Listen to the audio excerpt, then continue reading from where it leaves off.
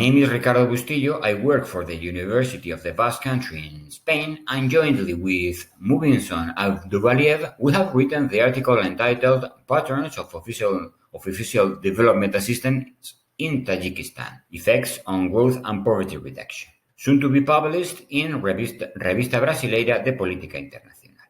It is nearly 50 years since official development assistance served as one of the most important factors of economic growth among developing countries. Foreign aid is helping to create conditions in which poor people are able to raise their income and to live longer, healthier, and more productive lives. This article analyzes the effect of aid on the growth and poverty reduction in Tajikistan, employing annual data from 1998 to 2016, with the purpose of testing the following three hypotheses. Hypothesis first says that the volume of foreign aid is associated with a higher standard of living or higher per capita GDP. The second hypothesis is foreign aid has been able to reduce poverty levels among recipient countries. And the third hypothesis would be, in case South-South cooperation upsurge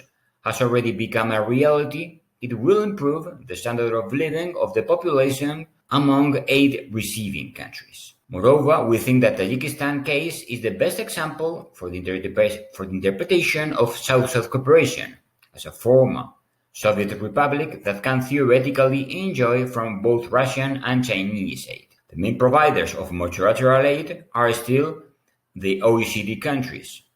However, with regard to the bilateral aid channel, China in particular plays the most relevant role. Despite China has become an important provider of aid to Tajikistan, we show our concern about the way Chinese development assistance is granted. According to some authors, local companies are endangered because Chinese firms bring labor with them. In consequence, few jobs are created and no technological change transfer takes place.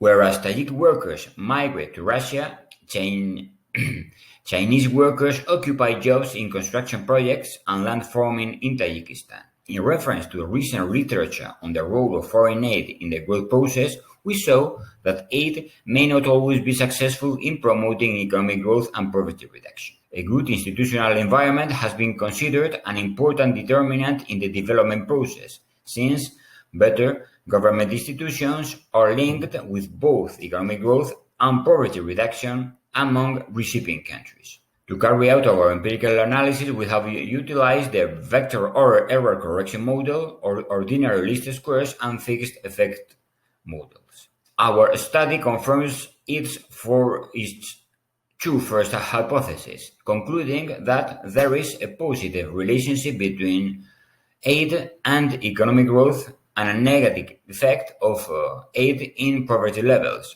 once considered the institutional environment in Tajikistan. However, we point out that our results tend to put in doubt the third hypothesis put forward. Although South-South cooperation has become of paramount relevance in Tajikistan, however, the way through which aid has been considered will obstacle job creation and per capita GDP growth in Tajikistan.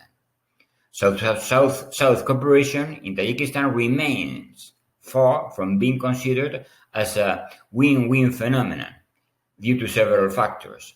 Among those factors, we must highlight the government-high indebtedness with China, a strong commercial dependency with China, a lack of genuine industrial or agricultural development program, the low quality of institutions, as well as some of the conditions required to ease the financial flows. This article concludes underlying that this kind of research can help better understand the future effectiveness of the so-called South-South cooperation. This is not but a case study that could shed light over the future implications of this relatively new genre of development cooperation.